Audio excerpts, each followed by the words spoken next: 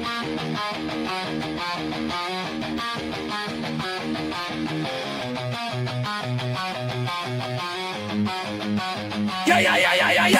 Wake up with coffee and sports. Sunrise glow, listen coast to coast. A flow like you know. Offensively, who made them? Oh, Patrick Mahomes. Sideline to sideline with plays to show. This network's got the spark. When you put up 300 yards rushing against someone, that you got your butt whooped. I feel like I would have liked to see Oregon Ohio State in the semis, not the quarters. So I think some reseeding is probably where I would change. But they're out of their mind. They're going to do this 3 quarterbacks in a row. Here's the crazy. I just can't take it. First deep flying high, fast cheering loud, and one podcast moving through the crowd. Meaty boys brawling, no holds barred bout. This wire life never in doubt. Tune into the vibe. That's my bold prediction for the show. Devin Booker in the next 3 years, he will be a Houston Rocket. Because I still think Seth is still at the top of his game. I do. I think he's right there. Who knows? Maybe not this year, but one time soon. Why wouldn't we potentially see Seth and Roman? Tune in the vibe.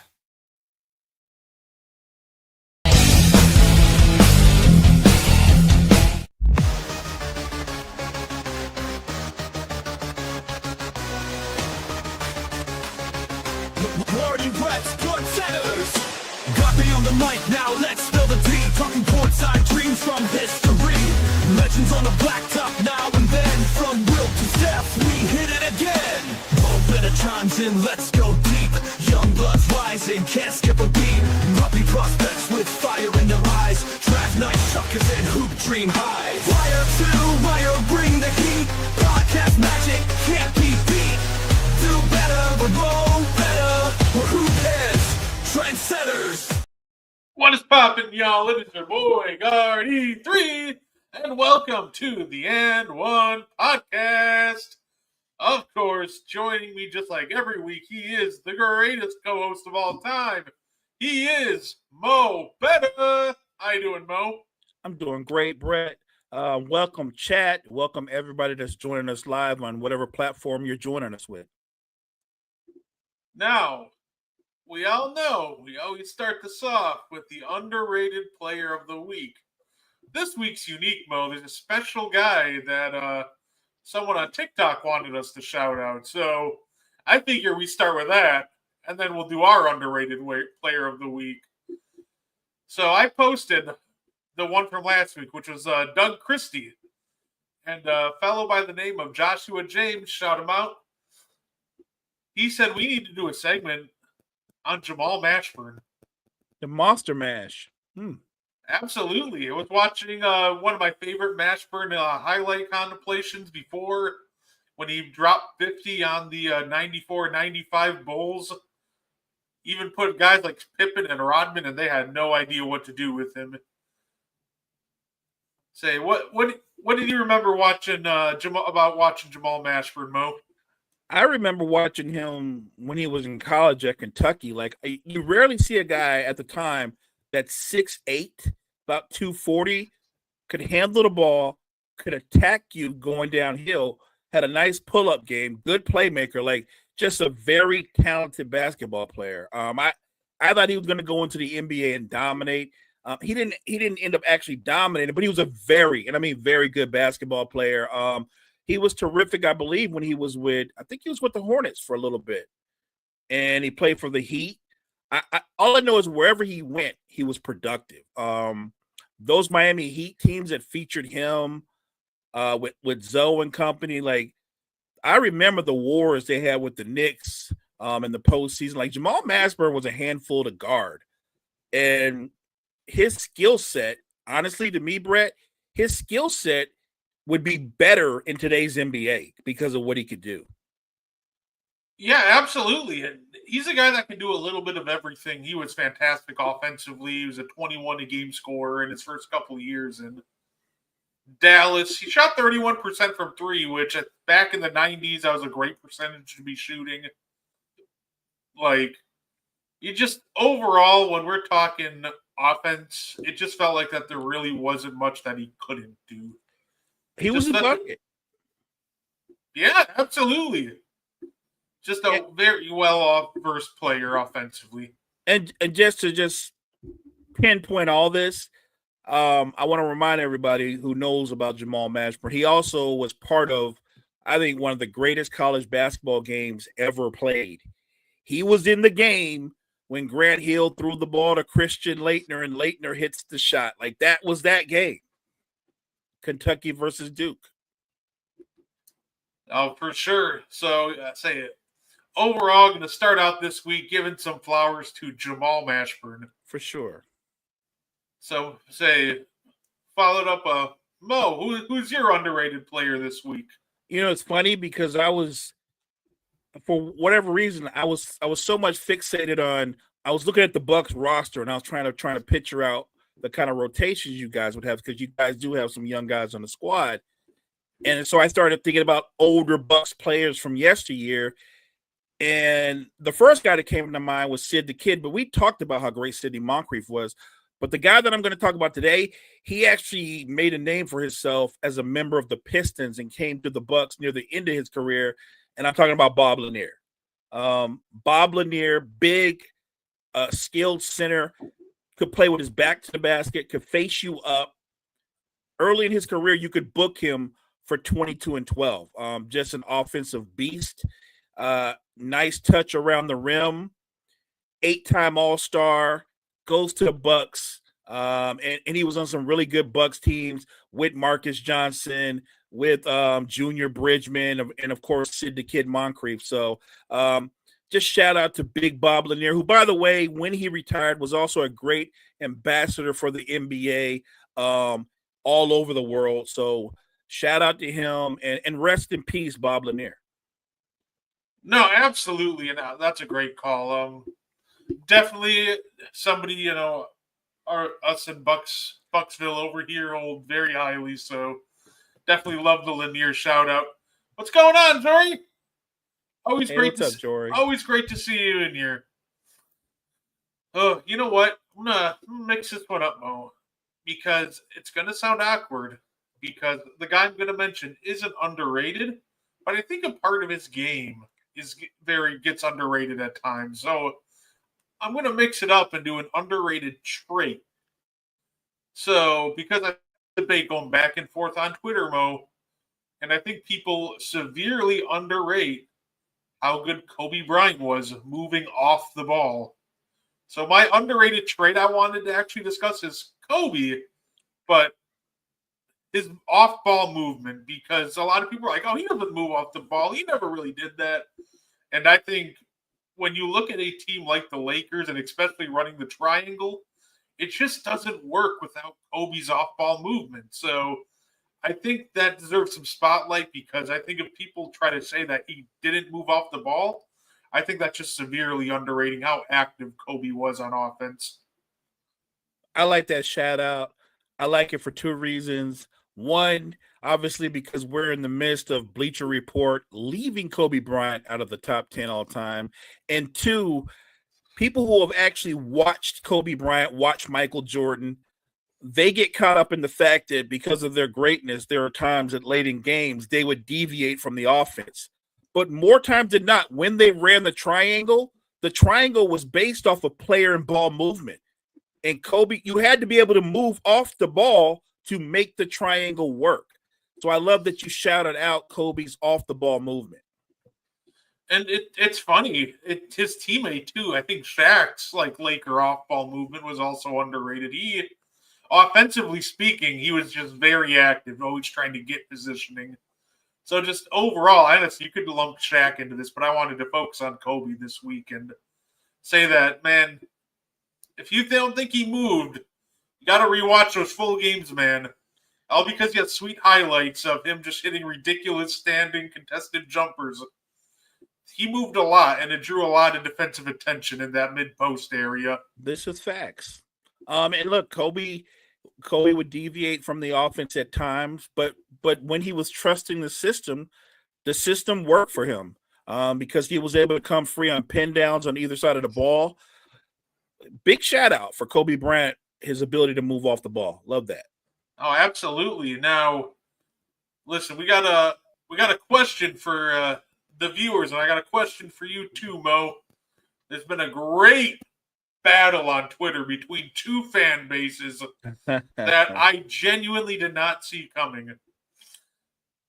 If I told you before the off season started that the Wizards and Hornets fan bases were going to be entrenched in an absolute war on Twitter, I would have called you a liar. But I am not going to lie. This deep into the offseason, it might have been the absolute greatest thing to happen because it is so funny. So I guess the real question, Mo, are you Team Wizards or are you Team Hornets? I'm gonna keep it 100, and I'm gonna be a homer. I'm Team N1. But this Twitter battle is great for N1. It's great for wire to wire sports when we can talk about this whole thing, because let's be honest, outside of the Twitter beef or being a lifelong fan, nobody's talking about the Hornets or the Wizards. They're not. These are two franchises that have been badly run for a long time. I don't know who should win. How could anybody win? You know who's the winner? We're the winners because we get to take this on. But it doesn't do anything for either franchise because they're both struggling to be relevant. Both have a lot of young talent, but they have to continue to develop it. And they have to trust it and not be so easy to give up on it. So I'm going to say the winners are us, the fans. No, absolutely, because some of the branching out is hilarious because then there actually was like a guy debating where like Wizards win because John Wall would absolutely mop the floor and be the undisputed best player in your franchise. And then there's a debate on John Wall or Kemba Walker or Alonzo Mourning. I'm like, I didn't know that I ever needed that debate, but it is fantastic. Well, that's an interesting way to look at it. I would say this. John Wall would be the most explosive players in that matchup, but who's stopping? I mean, I guess if you go in the history of the Wizards, they had Elvin Hayes, they had Wes Unseld. If you're going way, way, way back, but don't forget the Hornets did have both Alonzo Mourning and Grandmama Larry Johnson when Larry Johnson was incredibly explosive. They had Muggsy Bogues. They had Glenn Rice, who was like a 4-time All-Star. I think he was a former All-Star game MVP, a sniper. He's a 6'8" legit sniper. So look, when you haven't won and the things that your franchise has been known for over the breadth of the last 15 years is being in the lottery, like I said, nobody's winning. Tony's question, the Wizards are still a basketball team? Yeah, I'm mad that they are because they fleeced us to get rid of Kyle Kuzma. Still mad about that, but whatever. I'm mad because Chris Middleton deserves better. Yeah, I'll say I'm hoping that maybe closer to the trade deadline that they cut him and he can go to a real contender somewhere. Me too. Hate seeing him just kind of wash away on the Wizards. Well, at this point, Portland's doing everything they can. Send him to Drew and Dame. Why not?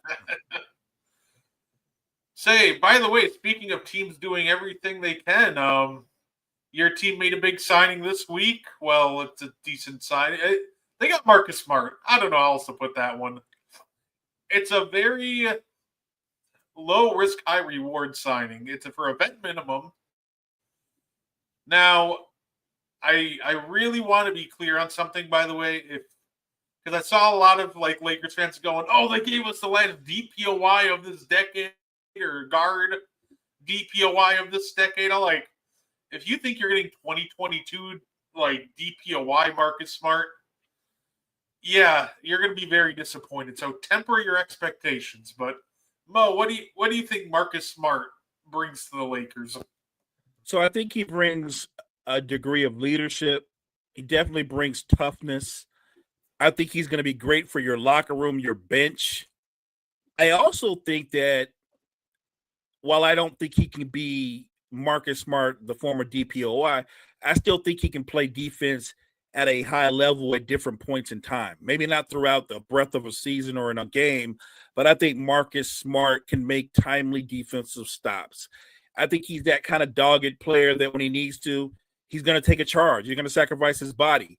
And while he's a streaky shooter, He has a knack for hitting big shots, and he's an underrated playmaker. So I think the theme so far of the Lakers offseason, Brett, is they've made a lot of really good low risk, high reward moves. I look at Ayton that way. I look at Marcus Smart that way. So I'm not mad at anything that Rob Pelinka has done. I think these are smart moves, and both pieces fit around what LeBron and Luka do. No, absolutely. But you know what? You know what? I feel like the Lakers fan base might turn on Marcus Smart if he does Marcus Smart things. The one thing I am referring to, if there's one thing that he doesn't lack, is confidence. And that shows in clutch time. If that ball hits his hands, he does not hesitate to let it rip. So the first time Lucas swings the ball to him, expecting it back, and then they watch him shoot a semi-contested three with the game on the line, it is going to be such an interesting reaction because it's coming. It is. And look, and I'm glad you brought this up. If Marcus Smart gets an opportunity to shoot the ball late in game situation, I don't care if Luka's on a heater or LeBron's on a heater. You and I both know the ball's not coming back. He does. And here's the thing: he's capable of making a big shot. The problem with Marcus Smart is, though, if he hits a big three, all of a sudden he thinks he should take all the big threes. And the breadth of his career shows he is not what we would call a consistent three-point shooter. Oh, yeah. No, he's launching that thing, and no matter what happens, he's going to turn to Luka and go, "Oh, Luka, I didn't see you there." Right. Jogging back on defense. Right. Wait, LeBron's on my team? Hey, Bron. Right. And guess what? When you play with players like that, to his defense, you have to have the confidence to pull those shots. You're going to be the guy that when they swing the ball, you're going to be open. I know the same way that Lakers fans kind of cringed when Russ was wide open. Guess what? I'm telling you guys right now, spoiler alert, Marcus Smart is going to be wide open a lot. No, absolutely. Some more fun offseason news.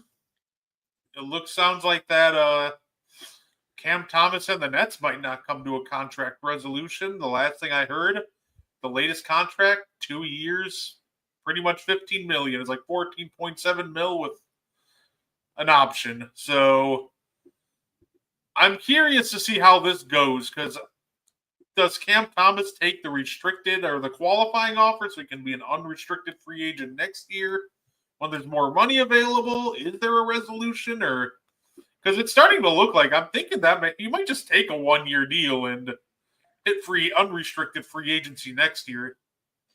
Still a young man. I believe Cam Thomas is 22 or 23.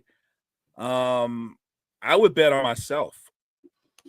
No, I'm not saying that Cam Thomas is getting ready to be Donovan Mitchell, but I do think when you look at a guy like a Malik Monk or someone with that kind of skill set, or a Jordan Clarkson, who the Knicks just added, I think Cam Thomas is kind of in that vein. I think he's instant offense. I think his perfect NBA position is six man. I do. And any contender, I think, wouldn't mind having a guy like Cam Thomas coming off your bench that can get buckets like that. No, and I completely agree. I think he's a very talented, and I know he's going to see himself as a starter, and rightfully so. He's going to want starter money, but his skill set just screams six man. But there's no denying the talent, so I think any team would be lucky to have him. But he might have to wait another year until he can explore the market without worrying about the Nets matching a contract. Yeah, I think that's what he's going to do. I think he's going to bet on himself. That way he can become an out-and-out unrestricted free agent. And of course, Bo, the Jonathan Kuminga saga just apparently has no end. And it's one that could honestly continue to drag on for a while. So I guess apparently the Kings have made an offer for Kuminga. The Suns have made an offer for Kuminga. Do you think this ends anytime soon? Like, do you think this ends before this training camp starts, or do you think this drags into training camp in the start of the season? It feels like it's going to drag into it. And the Warriors, over the better part of a decade, have actually been one of the better run franchises.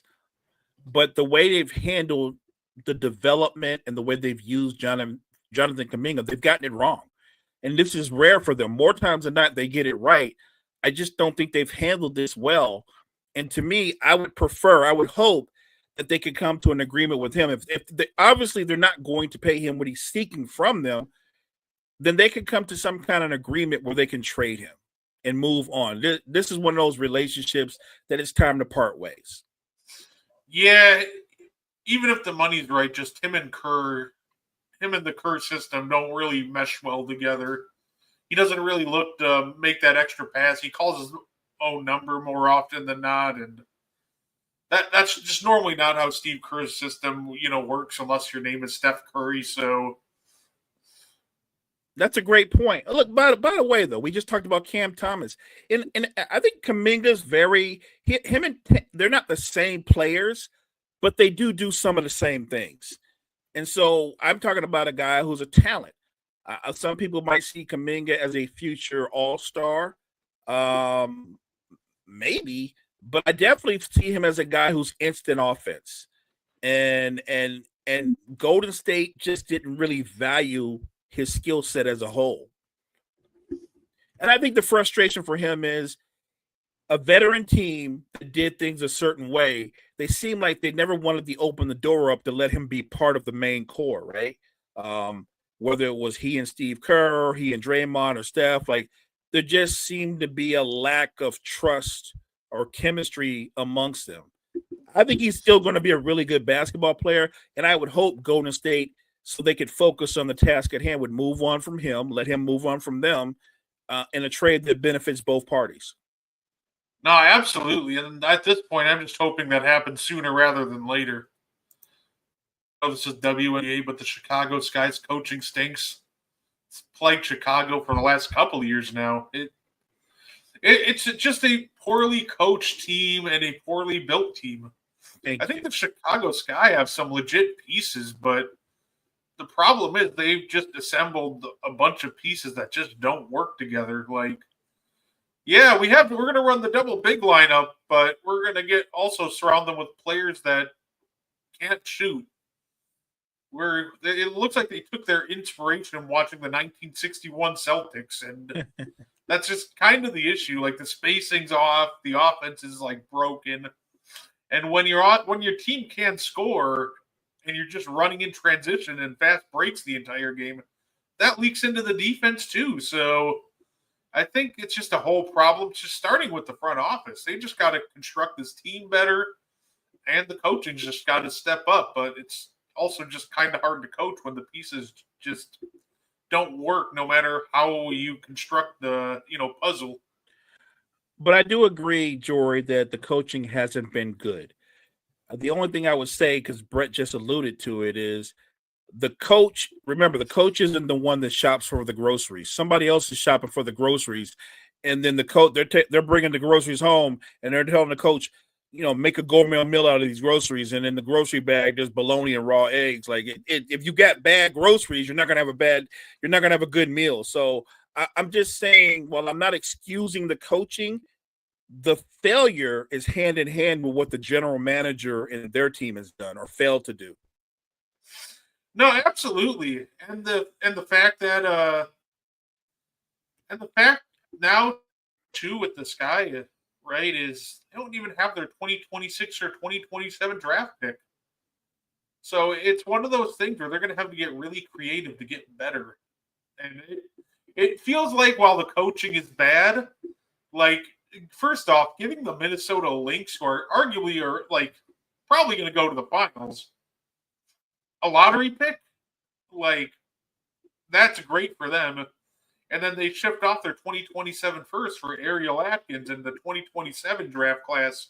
If you don't improve and you're really bad that year, well, that's the Juju draft. So right, you're going to miss out on your chance to potentially, you're going to miss out on your chance to get Juju. So just poorly run. Can you imagine if somehow, some way, the Lynx get Juju? Oh my God. Juju to Washington is going to have Chicago crying because it's like, oh, that should have been our pick. Facts. It's poorly run franchises make poor decisions, and it just proven time and time again. Chicago Sky, Chicago Bulls, Chicago White Sox. Just Chicago. Something's wrong. The only teams that seem to be doing it right in Chicago right now are potentially the Bears. And, I agree. The Cubs are balling, so I got to give them some credit. Yeah, that's kind of what we're saying here, Tony. It's a mix of both. The coaching isn't great. It almost reminds me of like Monty Williams on the Pistons, where you're like, well, the GM did terrible putting this roster together, but also Monty Williams just sucks at what he does with this Detroit Pistons squad. He did not know how to coach young talent. He didn't, and it showed. And it's like a similar issue in Chicago where you're like, well, like, coaching is off, but the GM sucks too. So I think at the end of the day, when we're talking about the Chicago Sky, you just got to start from the top. They need wholesale changes. They need a GM with a vision. That's the starting point. Thank you. If you put some perimeter talent around Angel Reese and Cordova with what they can do, you're instantly a playoff contender if you get some perimeter talent around them and at least have a playing style. Whether when I'm going double bigs and they're agile double bigs, then even though they're agile, I probably want to play a more methodical style, right? Which you should do, but you should play to your strengths. I just don't understand the roster construction. It's like they go about it with no plan at all. Oh, gotta love it, right? Just when teams just decide to go after names just because they like them, I guess. I don't know. Like I said, I'm not even sure what the game plan was. I guess they thought they'd be a lot farther ahead, especially trading away future first, but now they're just kind of right back in the thick of it. They got a couple of pieces that are balling, but I still think that they're going to end up having to move on from probably Camila Cardosa before it's all said and done. It's not because she lacks talent. I think you just need better spacing. And at that point, I think it starts at getting better spacing from one of your bigs. And it's either Angel or Camilla are probably going to have to go. And at that point, it's going to be Camilla. They're going to keep Angel. They're going to build that team around her. Facts. So why don't we do it, Mo? We last week we talked about 5 teams Mount Rushmores and had some fun conversations on it. Who should be on, who should be off. So we figure we run it back. Starting with the New Orleans Pelicans. Now, I picked the Pelicans first just because I thought they'd be fun, because they're the most interesting because of how young they are. Which, honestly, they have some great talent here. People don't remember that New Orleans Chris Paul was a runner-up MVP candidate. Anthony Davis, there's a reason the Lakers coveted him so much. He was such a force. So I think those two are undisputed. My question to you, Mo, is, did I get 3 and 4 right? Got David West and Drew Holiday. So there are bigger names that were Pelicans, but Cousins was there for a cup of coffee. So he can't be considered one of the great Pelicans. I think the same could be said of Stojakovic. Correct me if I'm wrong. Was Drew there 3 or 4 years? I'm not sure. Yeah, I think they traded him. It was in like 20. It was after the 2012 season. I think it was 2013 because that's when they started the process. Think about all the point guards other than Chris Paul. I can see where Drew would fit in that slot. Like I said, they've had a lot of names there, but they didn't stay for an extended period of time. Like Zion's there right now, but he shouldn't be there. There's no way he's one of the top 4 players. The man can't get on the floor long enough to be one of the top 4 players. Brandon Ingram didn't do anything when he was there. It's interesting because they've had a history, but they haven't had a lot of success over the breadth of their history, if you think about it. Not unless you go way, way back. Are we counting players like, because this is the Pelicans. and I want to make sure we get it right. I really do think you'd have to give David West one of those spots. If you want to debate anybody, it might be Drew. I believe David West made an all-star team as a Pelican too. I could be wrong, but I'm pretty sure he did. And look, Drew was definitely the head of the snake for about two or 3 years. He helped them pull off a great upset over the Portland Trailblazers. I remember that when he and Rondo locked down CJ and Dame. So I think they've had a mixed history with a lot of familiar names, but 1 and 2 is easy. Some people can probably bring up other names, but if they weren't there that long, I'm good with the 4 that you have there. Yeah, David West was a 2-time All-Star in New Orleans in 08 and 09. There you go. Like I said, people sleep on how good a player David West was. His like 15-foot pick and pop game was unstoppable. His mid-range game was money. And he was an Iron Man. So yeah, 100%. David West was nice. So last week, obviously, we ranked them just for fun. So I guess the real question is, who was the best Pelican? Would you rank, Chris Paul New Orleans time or Anthony Davis New Orleans time higher? I'm going Chris Paul. They didn't win a title, but remember, coming in as a rookie, Chris Paul was a monster, and he led them to the playoffs multiple times. I believe they gave the Spurs all they wanted in the first round of the playoffs. I don't remember the year, but it was one of those years, obviously, when the Spurs ended up winning it all. But Chris Paul took them he and David West took them to the limit. So I'm going to go Chris Paul, because as gifted a player as AD was when he was the main guy, I think they only won the one series. In the one series, even though he was the main guy, that was more about Drew and Rondo and not him. So I think Chris Paul was the clear leader when they were very good. And I think he had more success as a leader than Anthony Davis did. I remember Drew just dropped I think it was 1 or 2 40 pieces that series, and it was glorious. So we're going to go Chris Paul, Anthony Davis, Drew Holiday, or David West? Because of the time there and what he did, I'm going to say David West and then Drew. Hey, fair enough. I accept that for sure. So I got, ironically, right in order. You did. Paul, AD, D West, and Drew Holiday. Love it.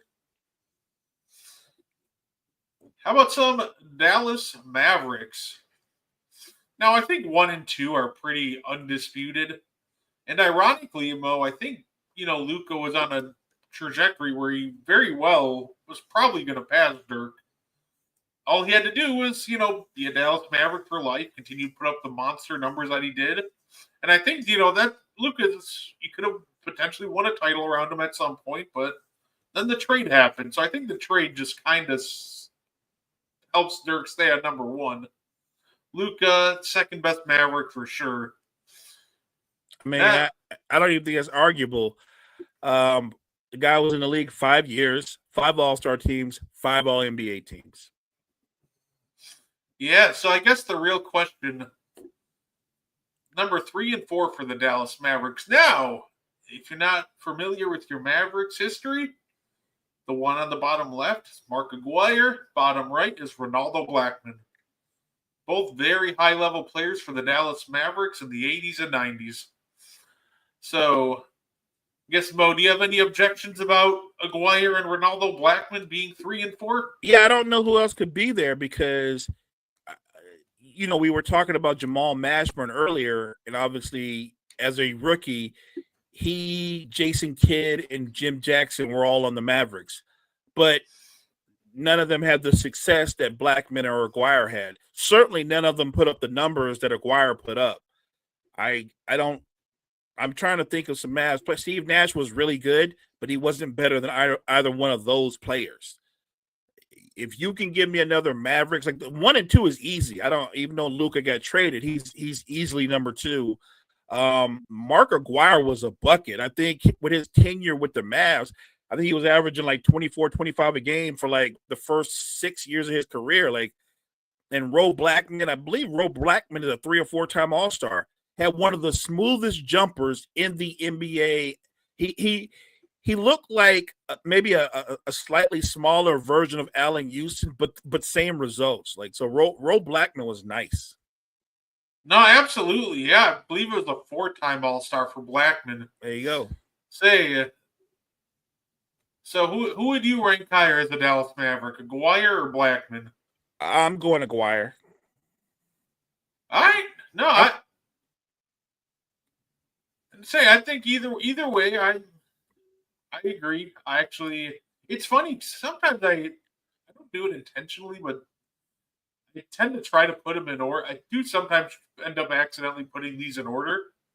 And I think I accidentally did it here too, because I do think Aguirre's 3 and Blackman's 4. Yeah, I mean, you're 2 for 2, partner. Like, Luka could have caught Dirk, but like you said, he stopped short at the 5 All-Stars, the 5 all NBAs, and not to mention, obviously, he led them to an NBA Finals berth. Dirk took the Mavericks to the finals twice. And obviously, he won a title, which is why he's immortalized there. And it wasn't just that he won a title. Let's everybody remember Dirk's title run, the year the Mavs went on that run. It's one of the epic title runs by an underdog in NBA history. I mean, but Damian, were we wrong? Like, you got like 5 teams in Chicago, and 3 of them are absolutely brutally run. But you know what? They do think highly of the Bears, and I do think, obviously the Cubs are balling out. So you got those 2. Look, I think they've done everything this offseason to set your Bears up for success. Like, I'm not going to say they're going to win the division, but that division is very unique. And you heard the NFL genius say it, and I didn't disagree with it because I didn't think it was a crazy take. You could potentially have 3 teams with more than 10 wins in that division. I'm just saying. No, fair enough. Fair enough. Of course, the Bears aren't going to win the division. Packers are going to, right, Damian? right. Facts. I have to have the smack talk him anytime he pops up. I love Damian. Don't even worry about it. Now, how about these guys? The Houston Rockets. Once again, this is another one where 1 and 2 are easy. Now I'm starting to realize I think I just, what's funny? I don't try to put them in order, but I think out of like habit, when I'm putting these together, I just like automatically like put them in order. But we got Hakeem Olajuwon, James Harden. I think that's the 2 best players, no doubt. Number 3, D5 Moses Malone. Number 4 is interesting because I think this is like the first one where you can argue a lot of different names and kind of be right.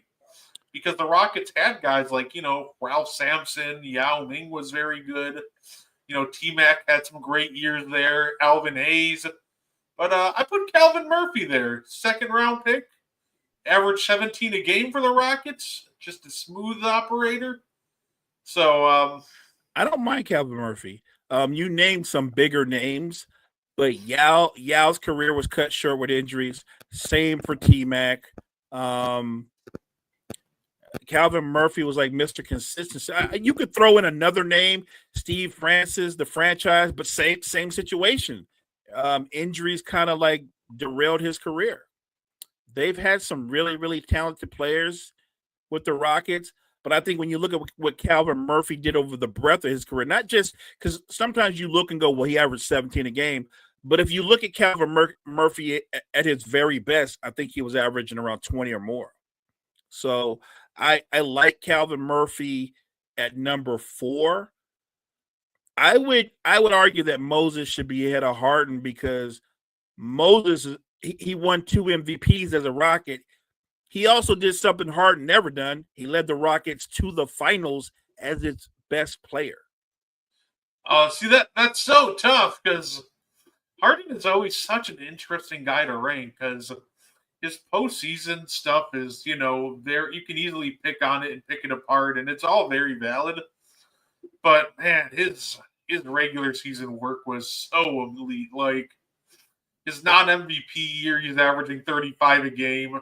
I hear you. I'm not even arguing everything you said. I'm just reminding everybody we because we're picking out the fact that Harden is a former MVP.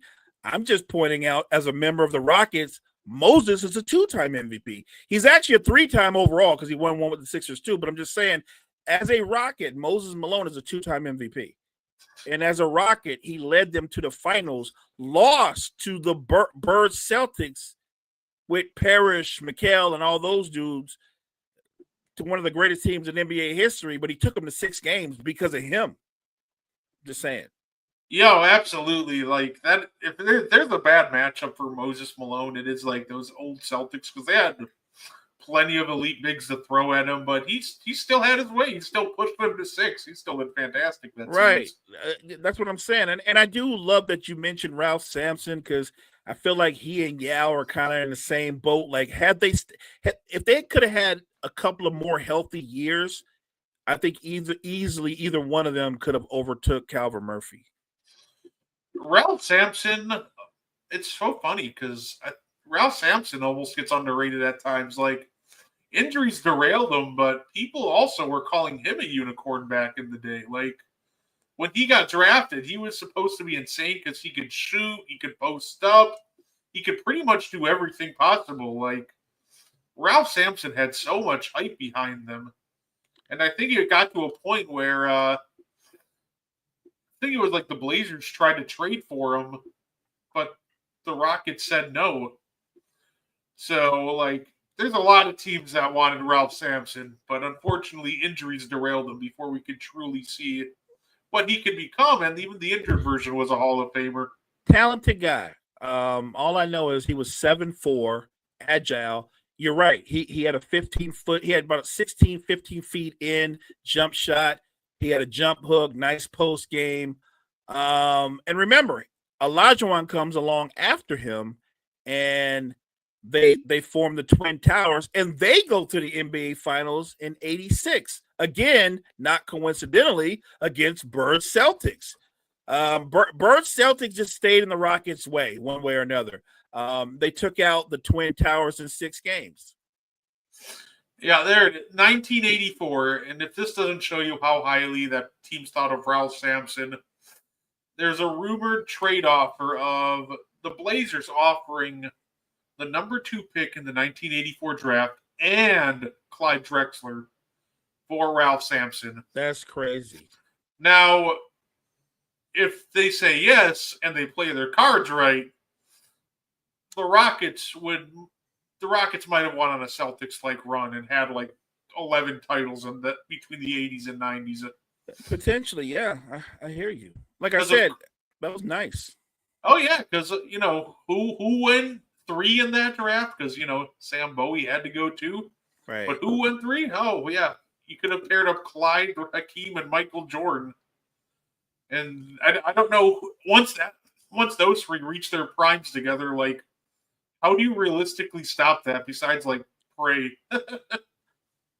Look, I'm with you. I think people forget that, and that was the difference. This is how the NBA's evolved. Back then, they kind of pick for position versus the best available player. Like Portland back then, their mindset was, we already have Drexler. We don't need Jordan, right? It's interesting because I would have taken Jordan, and I'm not being funny. I remember watching Sam Bowie, and I thought he was a nice college player, but I didn't look at Sam Bowie like this dude's about to dominate the league. I didn't see him in that vein. You could have, if you put Jordan with Drexler, you kind of would have had a different version of Jordan and Pippen. Say Drexler, it's an interesting what if too, because then Drexler probably never leaves Portland. And then there's the other part, if Drexler doesn't leave Portland, does Hakeem ever get his rings? Because obviously a big part of him getting his rings was Drexler. That's a good point. Unless he's still jumping there whenever Jordan retires. But if you're the Blazers and he's won like 3-4 rings on the Blazers, like, he's probably a lot less inclined to jump ship. And that 94 season or that 93-94 season. That's a good point. Yeah, and I know everybody in the chat. Yeah, Brett and I are playing a little fun game of what if. It didn't happen. I get it. But look, let's be honest. Let's keep it a buck, people. Everybody knows the history of the Blazers organization. They could have got KD, and they went with Greg Oden. So they've gotten it wrong before with the big men, and they drafted another brittle big man because Greg Oden had the same kind of problem Sam Bowie had. I think Greg Oden, had he not been injured, would have been really, really good. I'm not going to go crazy and say he would have dominated the league because I don't think he would have, but I think he would have been a perennial all-star. Say, I would have rather had Tracy than Drex. You talking T-Mac? Well, that was way after the fact, though. I think Drexler was a rookie in 80. I think he was a rookie in 83 or 82, 83. T-Mac didn't come out till what, like 90, 98? No, yeah. I mean, if you could have traded, 35-year-old Drexler for T-Mac, then yeah, sure. But if we're talking about like all time, or it's funny because T-Mac was an insane offensive player at his peak, but he's interesting in the sense that I do think that he gets overrated quite a bit. Apparently, especially by everybody, even guys like Shaq. And I think T-Mac was a great talent, but he's in the category of what if. But for some reason, they don't talk about him as a what if. They talk about him like he gets this unique credit to where he would have won a title, right? You know what I mean? Like, they don't treat him the same way that you should treat somebody like Brandon Roy or Grant Hill, whose career was cut short. Like, they kind of give Tracy McGrady a credit that I don't feel like he earned. Again, a great talent, and it would have been. I wished he had played 10, 11 years straight, injury-free, because he did have Yao as a teammate. He did have Artest as a teammate. He had a lot of talent. He couldn't stay healthy, or when he was healthy, Yao was hurt, or vice versa. I would have loved to see the two of them put together a 3-year run where they both played 70 games and made it into the playoffs. Yeah, no, absolutely. And that's kind of what drives me a little nuts with the T-Mac talk at times, because everybody just wants to talk like, well, if you would have put him with this guy, he would have, with Shaq, he would have won 3 titles. It would have moved him to this team. Right. Like, okay. That's disrespectful. That's disrespectful. Like, I don't, if we're doing that, Mo, can we give, there's so many plays we don't do that for, though. Like, can I say that to Mo about prime Damian Lillard, who took a not-so-great Portland team to the Western Conference Finals in 2019? He did. No, he's just a playoff choker, but hypothetical man, T-Mac is just, he would have won this with that person, he would have won this with that person. You're telling me he never had enough talent to get out of the first round once?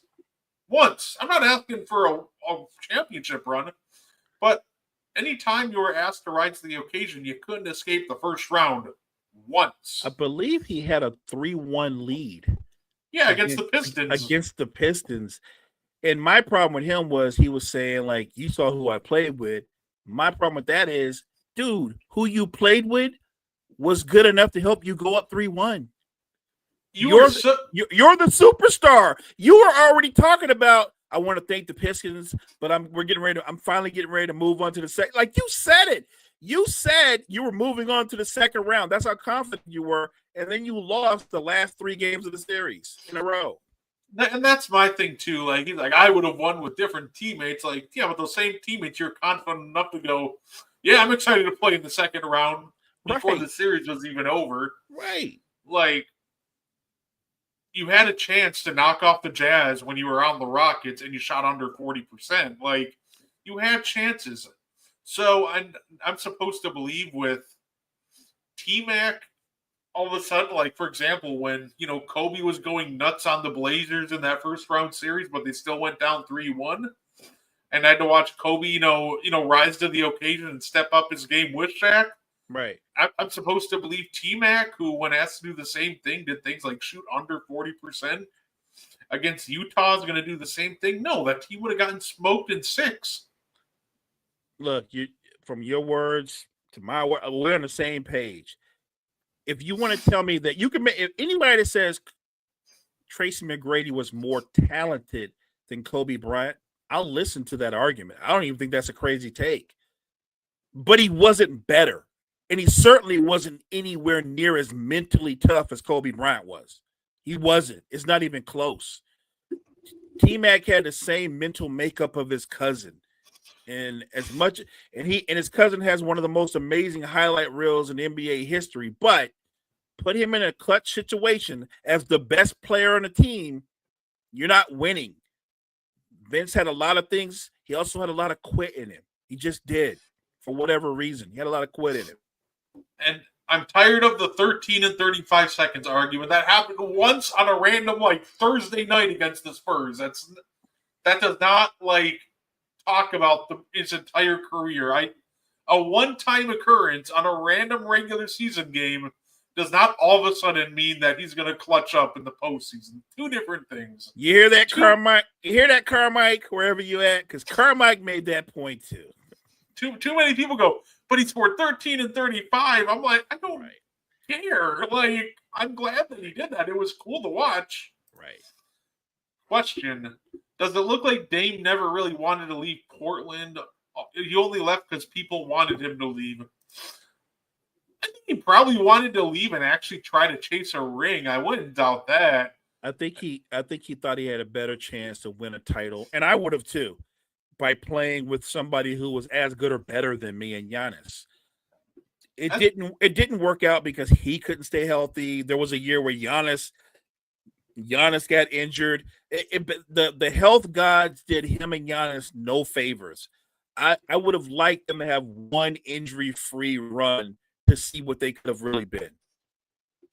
Yeah, I think that he wanted to leave, just didn't want to leave to Milwaukee. Now, him and Giannis showed flashes of being great together, but even he said that his agent had to talk him to going to Milwaukee. I'm sure if he got traded to Miami, where he wanted to go, he would have been perfectly fine. But they wouldn't have won the titles, but yeah, he would have been fine. No, they would have had a healthy squad and been worse than Milwaukee still. Right. I mean, but he would have had good weather, and it's Miami, so I get it. And look, I'm happy for Dame that he can come a full 360, go home, finish his career out where he made his mark and made his name. So I'm good with it, and I think he's good with that. It's not a bad thing. Look, and I know some Blazer fans you never know, we might go on a run. I'm not rooting against you. It would make for an incredible NBA story, and I love those kind of sports stories. But conventional wisdom says Dame's not coming back until March, the following season, or I don't think he's going to play at all this year. Which means by the time he comes back, Drew's going to be another year. I think Drew's going to be, because Dame's going to be 36. Drew's going to be 36 too. Generally speaking, when your backcourt is that old, I'm sorry, you're not going to be very good when they're both that old. You would need Scoot Henderson to take a leap into fringe all NBA territory or all NBA territory to firmly put this team into actual playoff, serious title contention. You would need one of your young guys to make an absolutely outlier, insane jump. And I just don't see that. I think these young guys will learn a lot and they'll definitely improve. But, conventional wisdom says you need at least an all NBA caliber player if you want to get to the playoffs. Agreed. And make a, championship run. And you look at this Blazers roster and you're just kind of who's really going to make that all NBA jump? I don't think that guy's on the roster. I don't either. That doesn't mean that they can't improve off of what they were last year.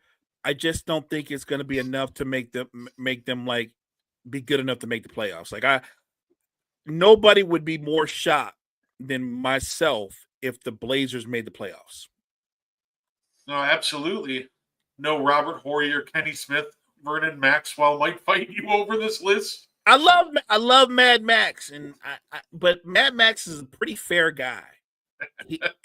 And because he's a fair guy, he knows he or Kenny Smith don't belong on his list. Like if we were gonna say who belongs on the list, honestly, Sam Cassell or Robert Horry belong on the list more than they do. I do love the Sam Cassell mention too. Absolutely integral to those championship teams. How about this? Another really young team. Wow. So this one's interesting because I think the first three feel really just undisputed. We got Marc Gasol, Zebo, and people sometimes forget the first ever iteration of a Grizzlies playoff team was led by Pau Gasol. It was in like 04, 05, and 06. The Grizzlies were a playoff team. I remember that. He was leading some very, very good young Grizzlies teams. Like, let me put it this way. The Lakers didn't just target him by accident. There was a reason they wanted Pau Gasol. He was a very good player coming into LA. He upped his game once he finally, linked up with Kobe, but Grizzlies Pau was very good too. He was, and I think we forget that. Remember, on the Grizzlies, Pau was the main guy. Pau going to the Lakers was perfect for him because I think Pau's a star. There's no question he's an all-star, but I think he was a complimentary all-star. Kobe allowed Paul Gasol to kind of play more the way he wanted to play, and it fit his mental and his skill set. Played well off of Kobe's skill set. It's interesting because when the Lakers traded for Paul Gasol, one of the contracts they traded was his brother, Marc Gasol, and I'll be honest, at the time, as a Laker fan, I'm going to be honest because not everybody's going to be honest. I was like, we're getting Paul Gasol. All we got to do is get about Marc Gasol. He didn't even play. I was like, who cares about Marc Gasol? I knew very little about Marc Gasol other than that he was pudgy. That was it. And then he goes to Memphis and he turns himself into an all NBA caliber player. Also, a DPOY winner. Like he completely put in the work. He and Zach Randolph, they formed the Grindhouse. Remember that grind? Like Grit and Grind. Yes, the Grit and Grind Grizzlies. Like with Tony Allen, the whole crew. Love that. So I think when you say the greatest players in Grizzlies history, Marc Gasol, Zach Randolph, Paul Gasol, I think those three are locks. The only player that's in question is a guy that's he's I don't want to say he's brand new, but he's really young into his career, in my opinion. And it's the elephant in the room that you brought up before the show. It would be John Morant. If somebody says move out Mike Conley, who had tenure and was a big part of the Grit and Grind Grizzlies, but if you want to say move him out because Ja's a bigger star, which he is, there's no debating that. I'm not going to argue with that. I'm not. Although I would argue that the Grit and Grind Grizzlies have more success, but we're talking about the players as individual talents. So anybody that says John Morant should be in the fourth spot, I'm okay with that. I think John definitely peaked higher than Mike Conley. Mike Conley's never put together like the all NBA caliber seasons like Ja. So right, I definitely wouldn't be mad about that either. I love Mike Conley. I remember one of my favorite offseason moments, Mo, was watching just the meltdown of NBA Twitter when Mike Conley became the richest paid player in NBA history, signing that big $150 million contract. And NBA Twitter just had no idea what to do with that information. So, no, I'm okay. I put the con man here. Wanted to give him some love, but people want to go Ja over Mike Conley. You know what? I'll be all right with that. Yeah, I think I'm okay with that too. Again, he's a bigger star, and Ja has brought a lot of life back into that city. So I'm okay. I'm not going to argue that. I think I was good with Mike Conley being on there because Mike Conley, if you remember, Brett, the breadth of his career, all everybody talked about is Mike Conley should have been an all-star. He should have been an all-star. Like he was one of those guys that I think he got snubbed 3 or 4 times for making the all-star team. And at the end of his career, or later in his career, he finally made one. But you can make a case that Mike Conley should have been a 3 or 4 time all-star. I guess, yeah, no, I say, and I guess the hard part with the Grizzlies, by the way, Mo, I guess there's one question.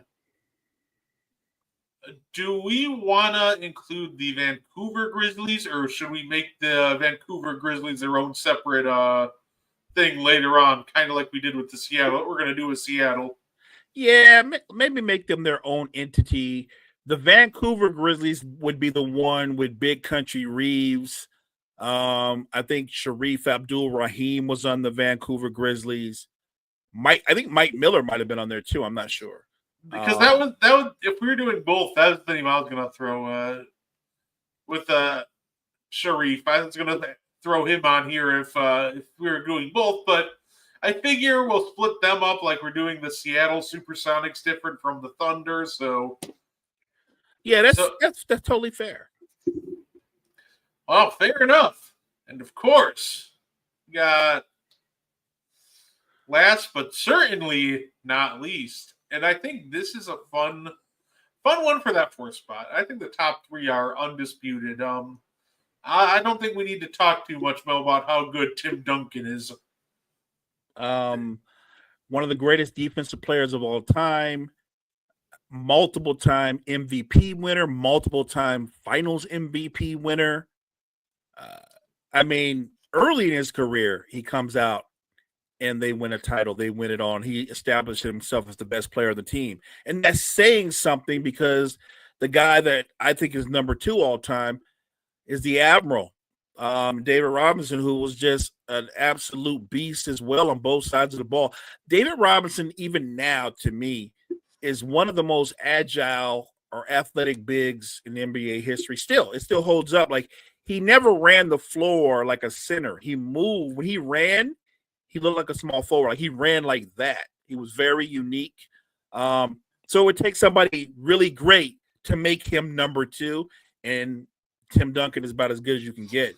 And obviously, then you got the Iceman, who was a walking, talking bucket. What does Iceman do? He can finger roll with the best of them. I think Iceman is easy.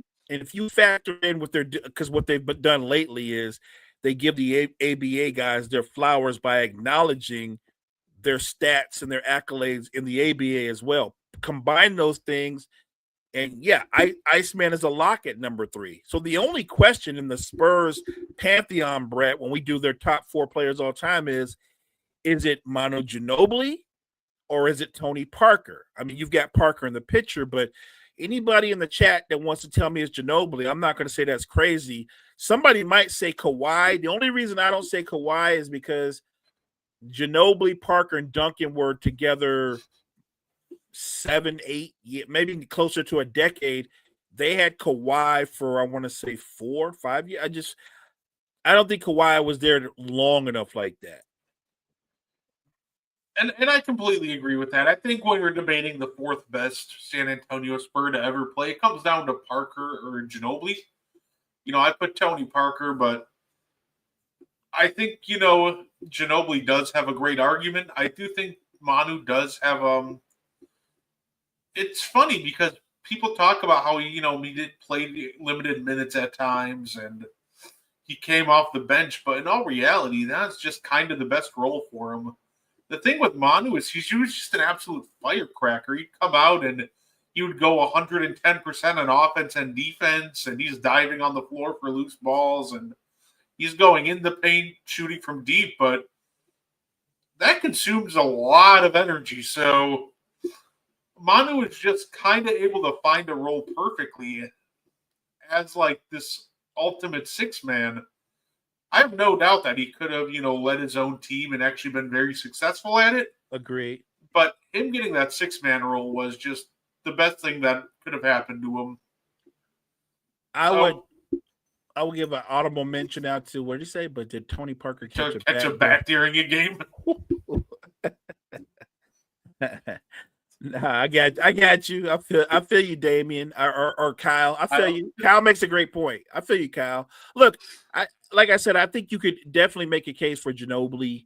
And if you want to do honorable mentions, you would start talking about guys like Artis Gilmore and Johnny Moore and Mike Mitchell. They've had some stars in San Antonio, but I think outside of Parker, it's you could split them in half Ginobili, half Parker. Like that's how close it is to me. And obviously, if you're going to go honorable mention, you would bring in Kawhi. No, absolutely. I definitely think that Kawhi, best you can do with him is just an honorable mention. Just wasn't there long enough. Obviously, he had the bad falling out with him and Uncle Dennis against the Spurs. So Uncle Dennis is giving Kawhi a lot of bad advice. Yeah, absolutely. He's over the years, he's giving out a lot of bad advice. He was the one that was like, "Man, you want to go to the Clippers, right?" Like, yeah. He said, "We should trade away this Shea Gilgeous guy and get your boy Paul George in here." I'm just saying, like. But don't worry, Doc Rivers knew how good SGA was. And then why did you speak up? You should have said something. That was still the funniest bit ever. Just him going into an interview like, I knew how good he was going to be. I tried to tell Kawhi. I'm like, honestly, doesn't that just make you, like, look worse? Like, you say you know how good he's going to be, but you're playing him less minutes than guys like Landry Shamet and, like, Avery Bradley. Right. Like, it was so funny because you're just like, if you thought you had a young superstar, you don't give, like, 80-year-old Avery Bradley more minutes than him in the year 2018. So Facts. I always find it funny when coaches try to do that. Like, I know how good this guy was going to be. Because to me, it just makes him look worse. Because then you're just like, well, why didn't you use him more then? Why didn't you play him? Right. If you knew, then how come you signed off on him being traded? Like, if it was so vital to your team and you knew what he was going to be. I'll be honest. I saw Shea play as a Clipper. I thought he was nice. I thought, this kid needs to play more because he was breaking dudes off the dribble then. It wasn't like the talent wasn't there. Look, and I'm not going to kill them because hindsight is 2020. If you're Kawhi, you're trying to fast track your opportunity to win a title. Paul George is already an all NBA player. I get that. I do. I really do. And everything was lined up perfectly for them in the bubble. They were doing everything they were supposed to do. They were up 3-1 against the Nuggets, which is what they're supposed to be, and they could not close. And then the last two games of that series, they learned a hard thing. Nobody on the Clippers, including Kawhi Leonard and Paul George, could guard Jamar Moore. Nobody could guard him. Nobody. You know what? We all know the real reason they didn't win in the bubble, according to who was it, Marcus Morris. Yeah, we know they wouldn't count this as a real title and what people would say about it, so we just didn't care. Like, all right, Marcus, whatever you say, buddy. Really? That's his reasoning? Really? It was the most bizarre thing ever. By the way, you can't sleep on the GOAT of the Deep 2, Avery Bradley. I swear, Avery Bradley would, make sure he was on the line. He wanted it to be a Deep 2 without fail, and it was always the funniest thing ever. Him and Speedy Claxton were always so funny in that sense. I'm just like, just take a step back. No, I love your Spurs list. I love all the lists. Like I said, there's always going to be a name that has a case maybe for the 4 spot, but almost all the guys you put up there, 1, 2, and 3, perfect on the money. So the only debate, if there was a debate, was the 4th guy. His the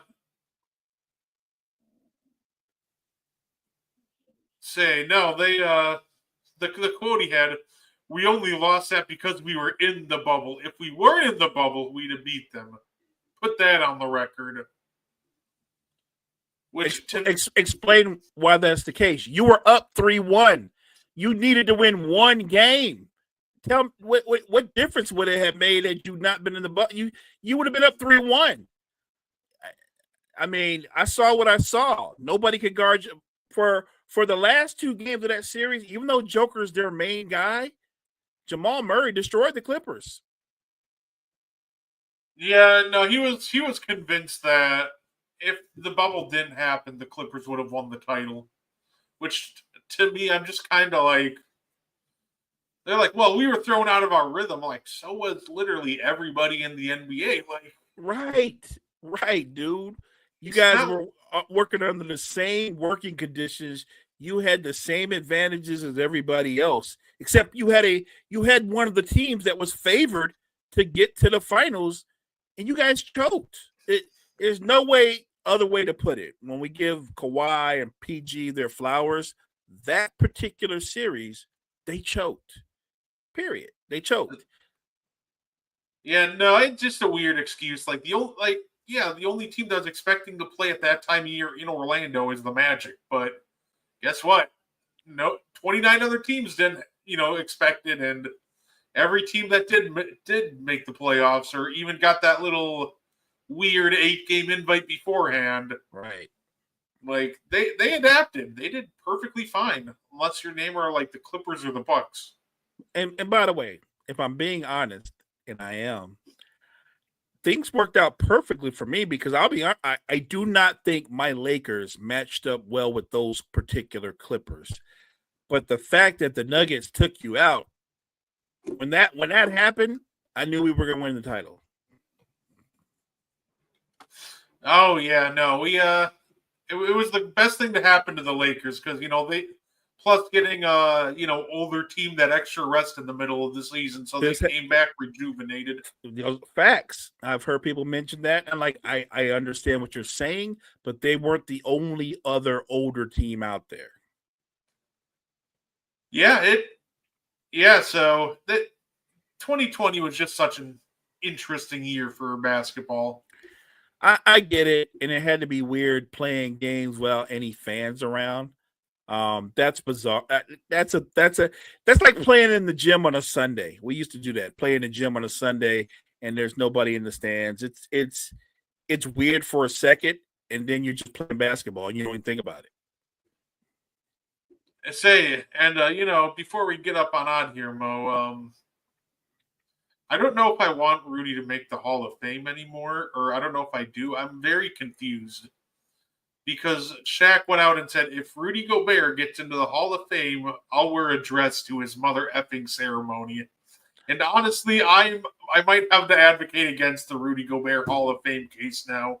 Because I really don't want to see Shaq in a dress. I want Rudy to get his cred, but I also do not want to see Shaquille O'Neal dress that way. I don't think anybody wants that. And by the by, Rudy's a 4-time DPOY winner. He's made multiple All-Star teams. He's anchored multiple teams that have gone to conference finals. The only thing he doesn't have on his resume is he's not been on a team that won it all. But Shaq better get used to the words Rudy Gobert, NBA Hall of Famer, because it's going to be a thing. Yeah, I agree. But wear some sweats. Please. Absolutely. 100%. But you know what? Well, it's already been past an hour. That's all the time we got today. That was fast. And next week, like I said, it's going to be a lot of fun because we're going to do the same thing. We're going to be talking the NBA Mount Rushmore, except we're going to be in the Pacific Division, which obviously includes teams like the Los Angeles Lakers. In fact, it's going to be real tough, Mo. We got Warriors, Clippers, Lakers, Suns, and Kings next week.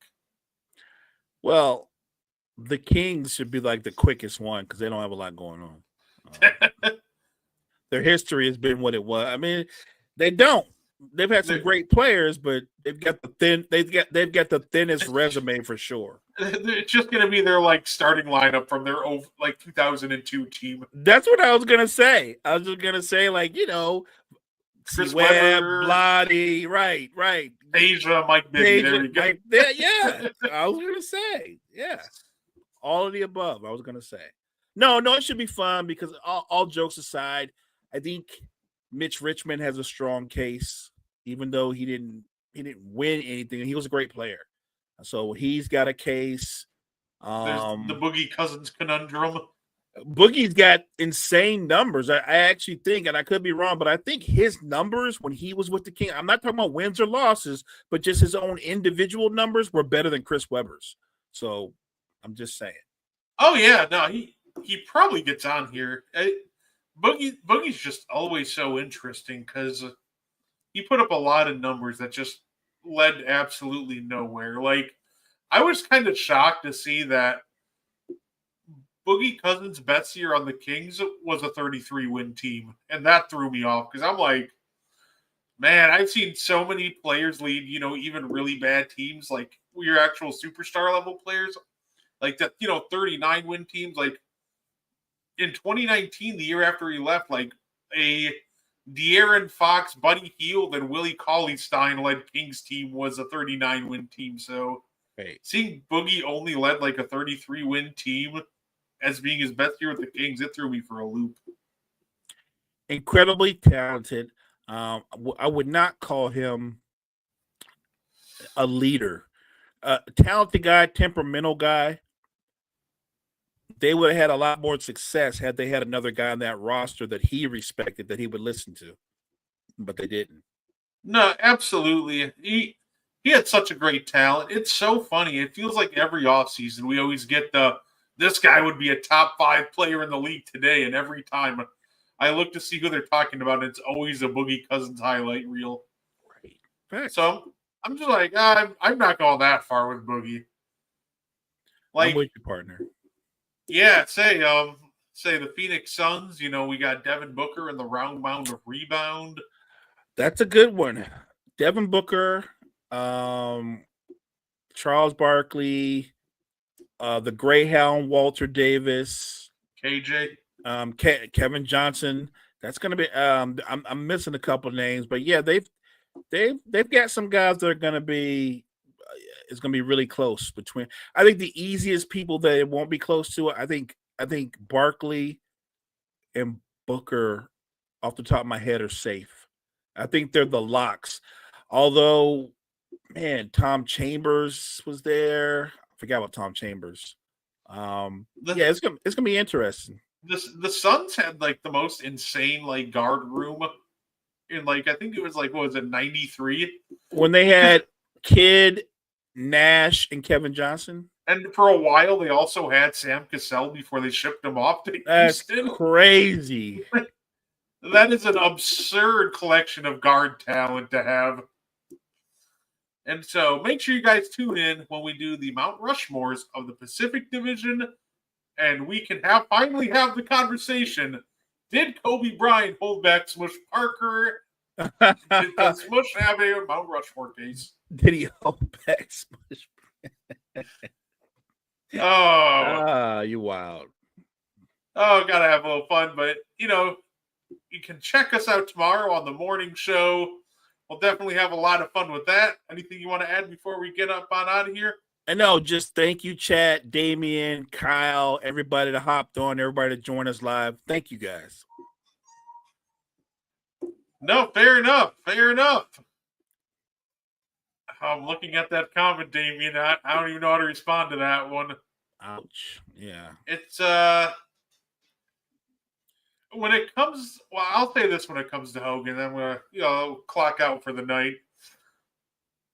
You can't deny the impact that he had on the business that is professional wrestling. His impact is undisputed. But I'm also not going to, praise Hulk Hogan, the person, because that guy wasn't a good dude. So his impact was undeniable, but at the end of the day, I don't really have a lot of great things to say about Hulk Hogan based on what I know about him. Amen to that. In the meantime, Thank you guys for tuning in, and we will see you tomorrow morning and catch us next Thursday.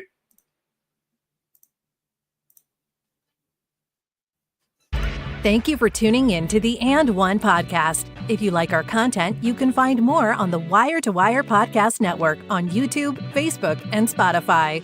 Want more And One? Find it on Wire to Wire. Like and share our Facebook page and join the And One Discord. Grab the link to join from our Facebook. Thank you for tuning in and have a